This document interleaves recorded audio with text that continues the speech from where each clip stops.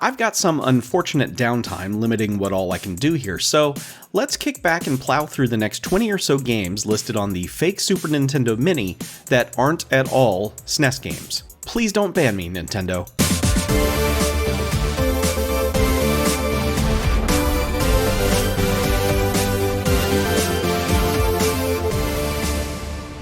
As always, this isn't a review of the device itself. It's junk, and these games deserve better. I'm just exploring the world of hacks and bootlegs to get a better sense of just what all is out there when it comes to these old games. If something looks really interesting, I'll go find the real version and play through that. But enough preamble, let's get back into this thing. Numbers 31 and 32 in the lineup are the two Konami Tiny Toon Adventures games for the NES, with what appear to be intact intro and copyright screens, so that's good. You might remember when I explained that oftentimes bootleggers would remove title screens and copyright information in an effort to save space on multicarts. I'm still of the belief though that they did it with some kind of if there's no copyright info then no one can come after us legally mentality, which is stupid. I confess though that I am not a huge fan of Tiny Toon Adventures, so I'm gonna skip playing through these for now. The show makes my skin crawl if I'm being honest. It would always make me irrationally angry that I got a minute or two of it before each recording of Animaniacs that I had. I couldn't tell you why exactly I feel this way, but right now I don't feel like getting creeped out all over again just to see what those particular games are all about. I'm sure they're fine, I'm just not into the license. Just breathe through it, it'll be fine.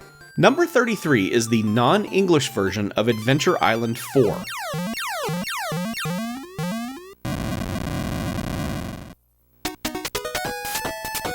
As I've said, we will do all of these in their own series of videos later. Chip 'n Dale 1 is Chip 'n Dale's Rescue Rangers, but it's not in English on this device, so let's take that opportunity to skip it for now.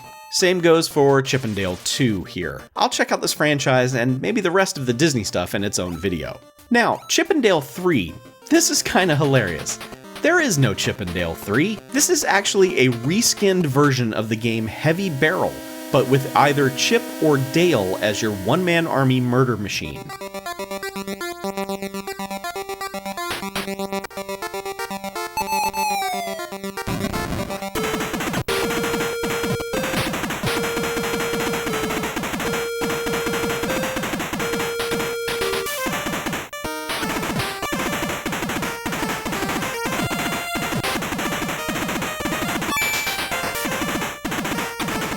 Why would you do this? Why would you put out a bootleg called Chip 'n Dale 3 to mislead fans of those games? And it's just a character swap with the action game Heavy Barrel. Why? Here's a photo of the actual bootleg cart. It's hilarious. Here you go, little Billy. It's a new Chip 'n Dale game. Have fun rescue rangering. I get that these people aren't exactly reputable, but at least try to swindle people with a similar genre.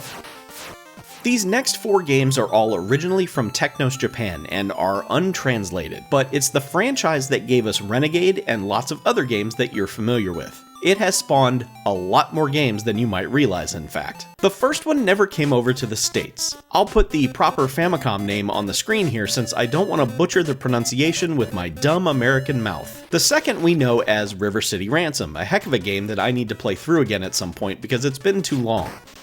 The third game is what became Nintendo World Cup, and the last is another one that was never released here in the West. Fortunately, a bundle of these games was released in the last few years on platforms like the Nintendo Switch, many with English translations for the first time ever. So that'll be another thing I will check out in the near future. It would take up entirely too much time to dive into them all here, and I do want to see what they're like, now that I'm able to read the text.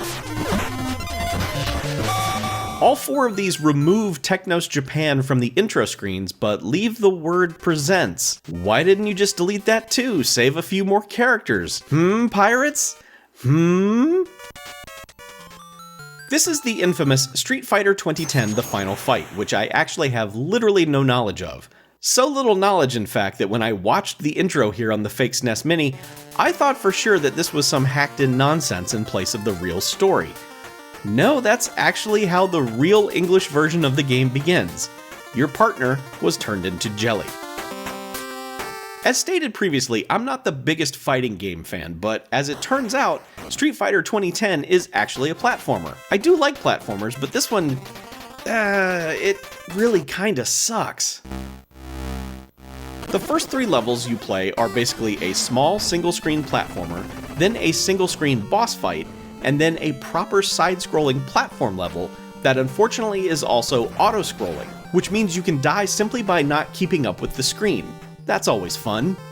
I'm just not even sure who this game was meant for. It's not a Street Fighter game, it's not a Final Fight game, and it's not a very good platformer. Your attacks are awkward, your goals are unclear, it just doesn't seem well constructed. It's a shame, and I don't see myself coming back to this one. However, it should be noted that there are differences between the US and Japanese releases, mainly in the story details. In Japan, there was no effort to tie this into the Street Fighter franchise. The change to you playing as Ken was made when the game was localized for the US. In Japan, you're just playing as a dude named Kevin.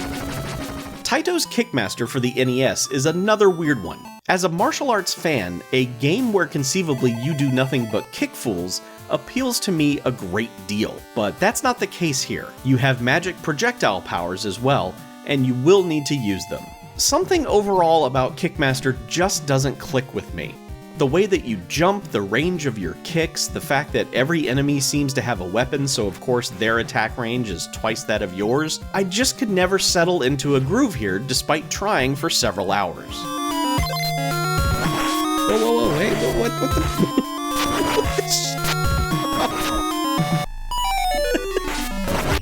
Go to hell.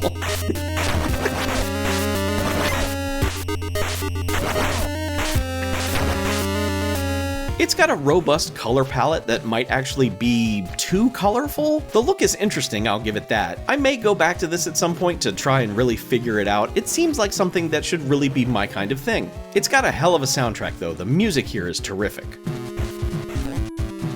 Another game that was a total mystery to me was number 43. Mighty Final Fight, a 1993 release for the NES. 1993! The Sega Genesis had been out for 4 years by this point. Apparently in the Final Fight universe, the only motivation anyone has for living is because the mayor's daughter is hot. And so to break the spirit of the people, someone kidnaps her. That's the premise of the game. Can you imagine a situation like this in our current world? Anyway, I'm not the biggest Final Fight fan, but I have played through it, and I like it just fine. Mighty Final Fight is a semi-remake of that game, just with cutesy little versions of the characters. Playing through these kinds of beat-em-ups solo is usually a blast for 2 to 3 levels, and then eventually it becomes a bit of a slog as the game just keeps throwing the same enemies at you, only they're more annoying and harder to dispatch. And if you go back and watch the archived livestream of me playing through it, you'll be able to see just how all the fun drains away as it goes on. Mighty Final Fight has been extremely popular in the piracy world, it seems. The music is used as menu music on numerous devices like the one I'm talking about in this video, although not specifically on this one.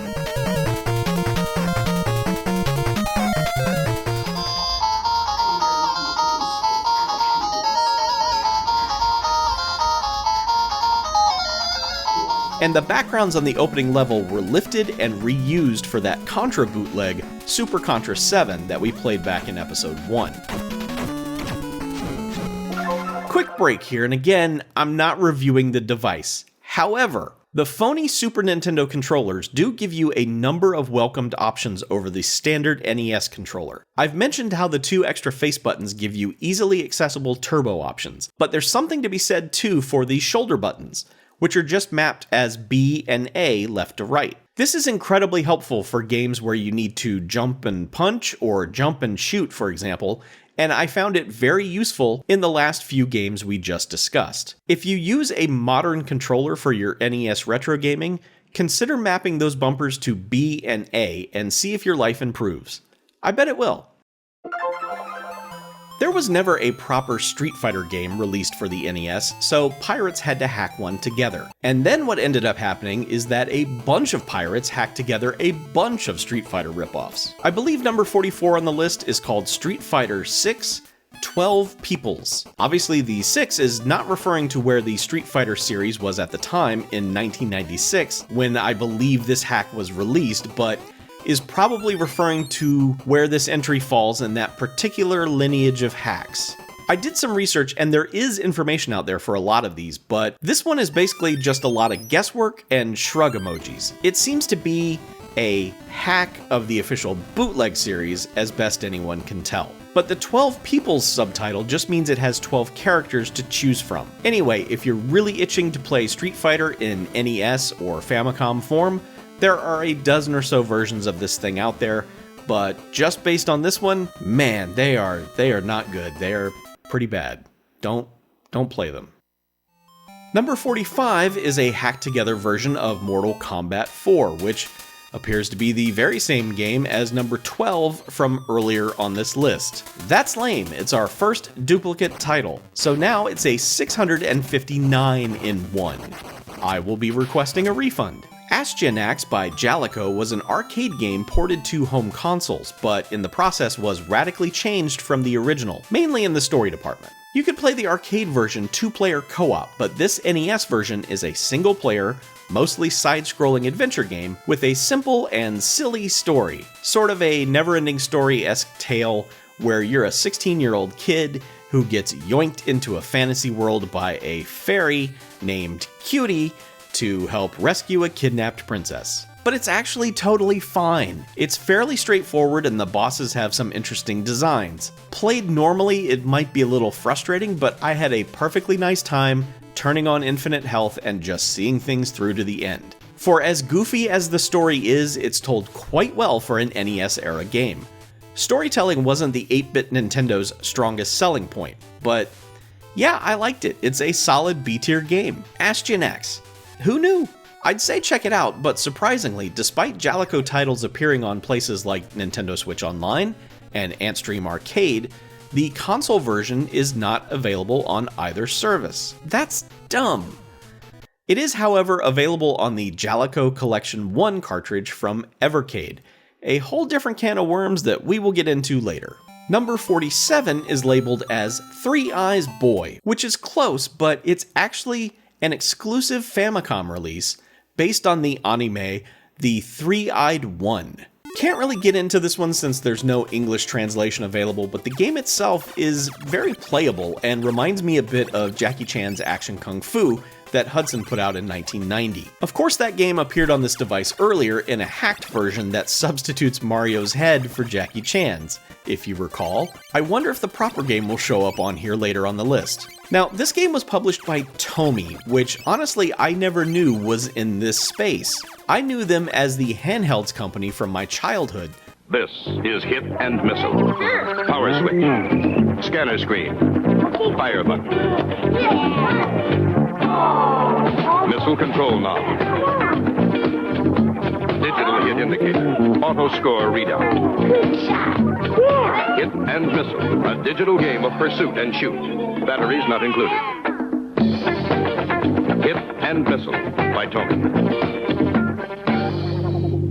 But it appears that they published at least 4 Famicom titles, none of which came to the States. But seeing that logo pop up at the beginning really brought me back. Snow Bros is one of those games that everyone seems to love if you bring it up, but no one really mentions it independently. Anyway, I've never played it. You play as one of these 2 cursed princes, and you jump up to complete each level, defeating goofy enemies that then turn into candy, or snacks, or drinks of some kind. It's very Bubble Bobble-esque, another game that I think is fine, but just has never resonated with me much. I mean, I get it, I understand it, but also, just what the heck is happening? If you want to play some Snow Bros, you're in luck because it's been ported everywhere, with remasters of it and its sequel recently released or coming soon. Spider-Man: Return of the Sinister Six by LJN is probably the worst game in this episode's batch of games. I'm not even sure where to begin. The characters are tiny. It looks and feels like an Intellivision game, like one that was in development for the cancelled Intellivision 3 or something. The hitbox on the enemies is so unbelievably broken. You will clearly be landing an attack on an enemy, and instead it just whiffs. The hitbox is so strange that once you figure it out, it still doesn't make any sense. And once I began to realize just where I was supposed to be timing my hits, my brain would not allow it, just straight up refused. Now, you're Spider-Man, so yes, of course you have a web mechanic in this, but I didn't even realize it was in the game until about 5 or 10 minutes in. I was waiting for a power-up to enable my web-slinging capabilities, but no, you just hit up and some button and it'll do something. Maybe you'll swing, maybe you won't. I didn't play much of this because I was so thoroughly disgusted right away and I knew it was never going to get any better. But there are certain points in the first Sandman level, who is the second boss, where you can just get trapped and your only recourse is to reset the console, as far as I can tell. That's not fun. The first boss fight with Electro is pretty pathetic as he's just floating around, shooting in random directions. It never seems like he even knows you're there. There were also versions of this game for the Sega Master System and the Game Gear. That sounds about right. Obviously, Spider-Man in the 1990s was not what Spider-Man is now, but this is still pretty terrible. It looks cheap, it feels cheap, and there is zero fun to be had playing it. Let's move on. Finally, for today, we get to number 50, the first RoboCop game for the NES, which is similar to the arcade game and somewhat faithful to the movie too. And by that, I mean you're not really doing a bunch of things that aren't featured in the movie itself. Mostly.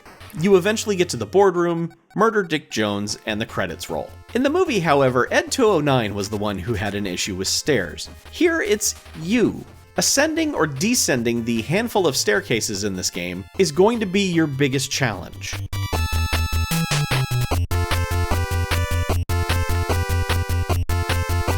But it is a totally acceptable game to just turn on infinite health and blast your way through it, while the 8-bit RoboCop theme plays over and over and over again.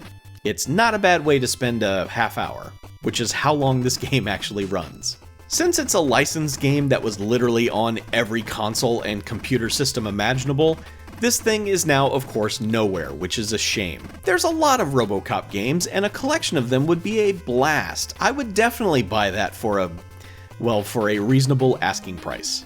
So yeah, in addition to RoboCop, I recommend playing through Astyanax as well, and Snow Bros is okay if you're into that bubble type of thing. There are some stinkers in this batch and also a few more to explore in depth later. But overall, it's an eclectic mix of games here in the 31 to 50 range. Still not a lot of crazy ROM hacks yet, but I have a feeling they're gonna start showing up on this list quite soon. Anyway, that's plenty for today. Thank you all for watching. I really appreciate all of you. Please consider subscribing if you like watching these videos, and I will see you again shortly.